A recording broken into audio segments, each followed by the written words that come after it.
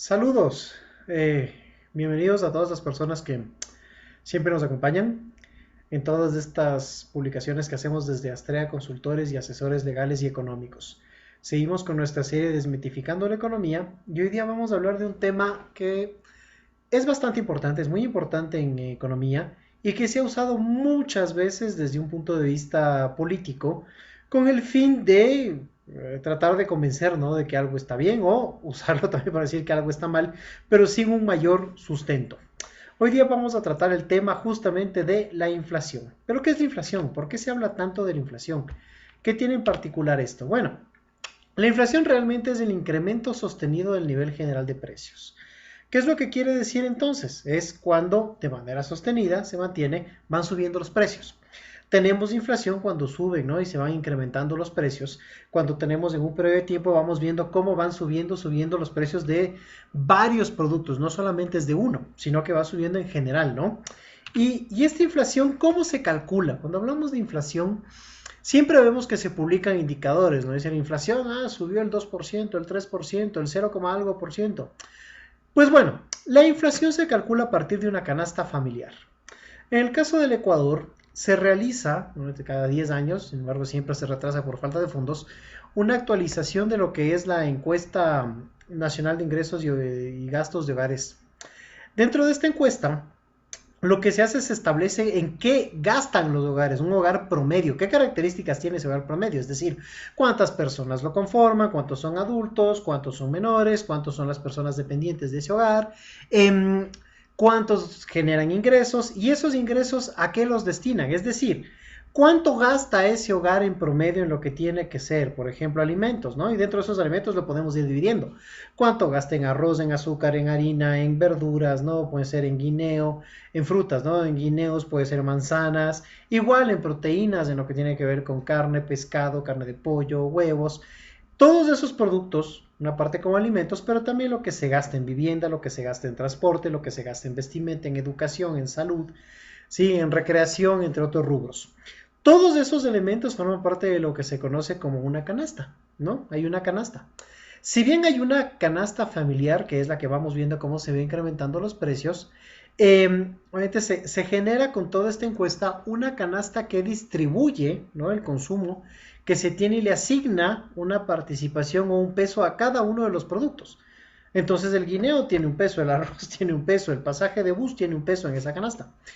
Y en función de eso, ¿sí?, la variación de los precios de esos productos de un mes al otro determinan cuánto se incrementó el precio del total de esa canasta, cuánto varió un índice, ¿no? Un índice en este caso, por ejemplo, cuando se hace la evolución de la canasta y se lo calcula, sacamos un valor de 100 y vamos sumando, ¿no?, lo que cada cosa representa. El banano, cuánto representa dentro del consumo total de ese hogar en el mes. El arroz, cuánto representa. El pasaje de bus, cuánto representa.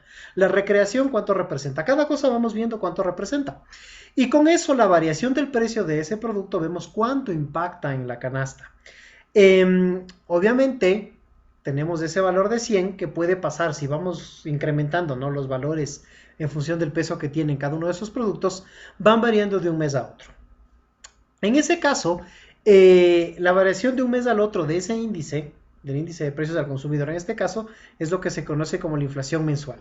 Y la inflación que se tiene durante 12 meses, es decir, la variación que tiene ese índice en 12 meses, es lo que se conoce como la inflación anual.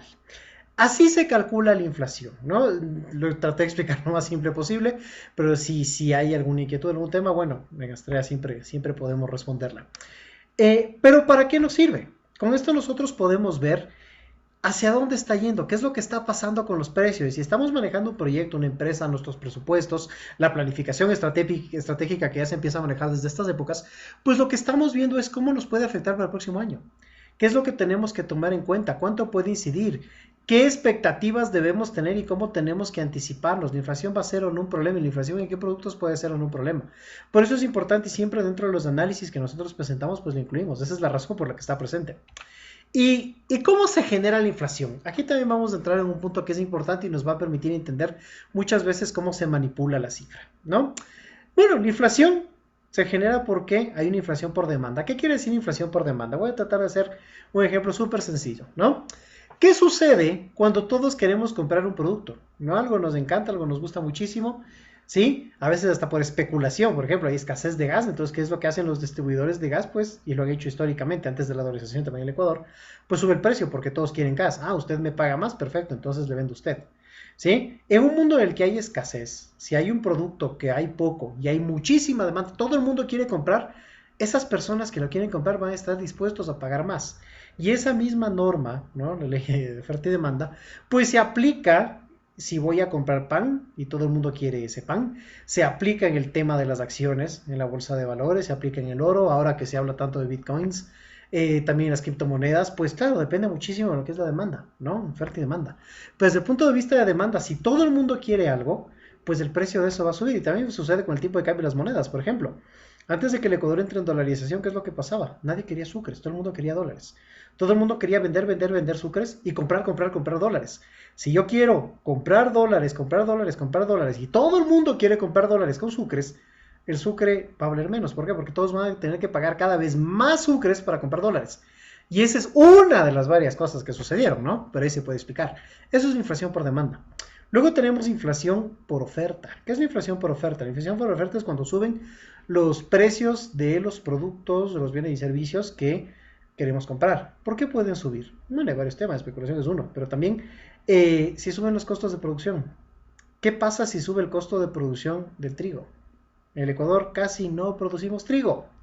Entonces, si tenemos que importar el trigo y subió el costo del trigo porque hay una guerra en Rusia y en Ucrania y eso reduce la demanda mundial del trigo y sube el costo del trigo, nuestros productores de pan que tienen que comprar trigo para hacer harina desde afuera van a comprarla más cara, por ende el precio va a subir.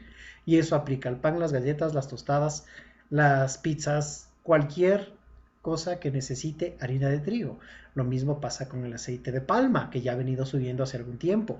Lo mismo pasa, ¿no? con diversos productos. Ese es un poco lo que se da. Eso es inflación por oferta. ¿Sí? Aquí también puede incidir, como se había planteado muchas veces, el costo de los combustibles, que es justo lo que vamos a ver más adelante. ¿Cuánto afectó el costo de los combustibles? Y ya vamos a ver. Pero la inflación por oferta es eso, es cuando suben los costos y se puede afectar. Otro elemento son las expectativas. ¿Qué pasa si yo sospecho que va a subir la inflación? ¿Qué pasa si yo me considero que eso puede pasar? ¿No? ¿Qué es lo que puede generar? Si las expectativas son que los precios van a subir, yo me quiero anticipar. Y si me quiero anticipar, yo voy a subir los precios antes, si yo soy un productor, ¿no? Y si todos los productores sienten que va a subir el precio, pues lo van a subir anticipadamente. ¿Qué pasa si no iba a subir? Simplemente son expectativas y el precio sube. Estos tres elementos afectan a lo que tiene que ver directamente con el Ecuador. ¿Sí? El tema del dinero en la economía no es algo que nos afecta porque no, se nos afecta desde afuera, pero el tema de emisión monetaria no nos afecta. ¿A qué me refiero con emisión monetaria? Y una vez más, a los que recuerden cuando teníamos sucres, ¿qué pasaba? Se imprimían más sucres con un respaldo igual. Es decir, cada vez teníamos más y más y más y más y más sucres porque solamente se imprimían sucres desde el Banco Central. Pero ¿qué pasaba? Todos teníamos más sucres para comprar lo mismo. Lo mismo costaba más. Teníamos que pagar más sucres por eso. Y ese es un problema que sucede en muchísimos países, ¿no? Es decir, ¿cuántos países consideran que la solución, no hay recursos, listo, imprimamos más dinero? Y eso lleva a que haya inflación y también lleva a que sus monedas pierdan valor frente a otras monedas. Por ejemplo, frente al dólar. Por ejemplo, si Colombia hace esto, si como tenemos un importante socio comercial para nosotros, el peso colombiano va a valer menos porque hay más pesos colombianos en función del respaldo que tienen. Nuestro dólar va a valer más. Sí nos impacta. ¿Nos impacta de qué forma? Que lo que nosotros vendemos a Colombia les va a resultar más caro a los colombianos. Pero para nosotros ecuatorianos, comprar en Colombia va a resultar más barato. ¿Sí? Todos estos elementos están relacionados. Y aquí esto es lo que hace que se genere inflación. Pero también nos ponemos a pensar y decimos, bueno, si la inflación se genera de esta forma, ¿no? ¿Cómo nos pueden decir, como nos han dicho, por ejemplo, si sube el precio de los combustibles, se eliminan los subsidios, se va a destruir la economía porque todos los precios se van a incrementar? Esta es la evolución de la inflación anual del país. Una inflación anual, para que lo entendamos un poco, un valor entre 1 y hasta máximo un 3% no tiene mayor impacto. Si supera el 3%, ya estamos hablando y se mantiene, ¿no? Porque es no solo que llegue un pico, sino que se mantenga, ya nos afecta a la economía. Un valor que se mantiene continuamente por debajo del cero, estamos hablando de deflación, que es una reducción general del índice de precios, que tampoco es ninguna maravilla. ¿no? Porque eso también se da porque no hay demanda, es decir, nadie está comprando. Entonces, no es tan sencillo. ¿Qué es lo que tenemos aquí? Aquí, este gráfico lo estoy presentando, por ejemplo, de mayo del 2020 a lo que es octubre del 2021. Este fue el momento en el que se aplicó, ¿no?, lo que era una banda de precios de combustibles. Aquí, en el 2019, recordaremos de octubre, ¿no?, se buscó eliminar los subsidios de los combustibles, se generó toda esa revuelta, se retrocedió en la decisión y este es el periodo en el que se aplicó una banda en el precio de los combustibles en los que podían ir fluctuando dentro de esa banda, ¿no? Si iban dentro de una banda. ¿Qué pasó ahí? Sí, subieron los precios de los combustibles. Esta fue la evolución de la inflación. Aquí tuvimos un congelamiento desde el precio de los combustibles con este gobierno. Claro que fue un congelamiento que se aplicó luego de un incremento, ¿no? Se incrementaron los precios y ahí se congeló.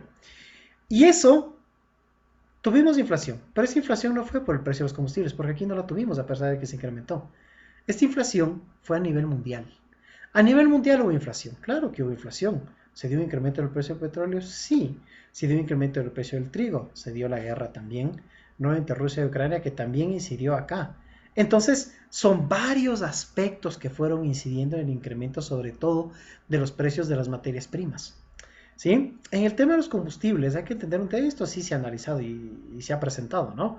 ¿Cuál es el impacto que tiene realmente el combustible en la producción de algo? Claro que tiene un impacto. Entonces dicen, no, es que todo se transporta a través de camiones. ¿Cuánto representa el precio de transporte en un guineo? ¿No? Es mínimo.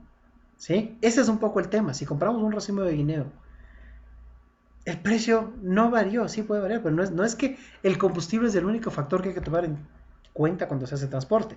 Está el alquiler del vehículo, está el valor que tiene que pagarse a la persona que lo transporta, que tiene un sueldo y que tiene que tener un ingreso, está con repuestos, y el combustible también forma parte de eso, entre un conjunto, así como hay una canasta, también está aquí. Y eso sucede cuando nos dicen, no, es que los precios se van a disparar. ¿Qué es lo que podemos ver? Los precios en el Ecuador no se han disparado. ¿Llegaron a superar el 4% de inflación anual hasta en el mes de junio del 2022? Sí. Pero no se han disparado. Y uno de los elementos que he seguido bastante en esto es, en gran medida, la dolarización, ¿no? En el caso del Ecuador, la dolarización, más allá de todos los detractores que tiene, ¿sí?, a veces los mismos detractores también quieren seguir ganando en dólares, ¿no? No estarían dispuestos a volver otra moneda.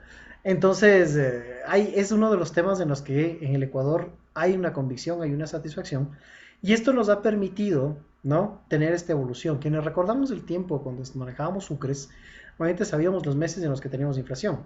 Regreso a clase siempre había inflación, diciembre siempre había inflación y al comenzar el año también. Entonces, eran meses en los que cíclicamente íbamos teniendo inflación y el sucre cada vez valía menos.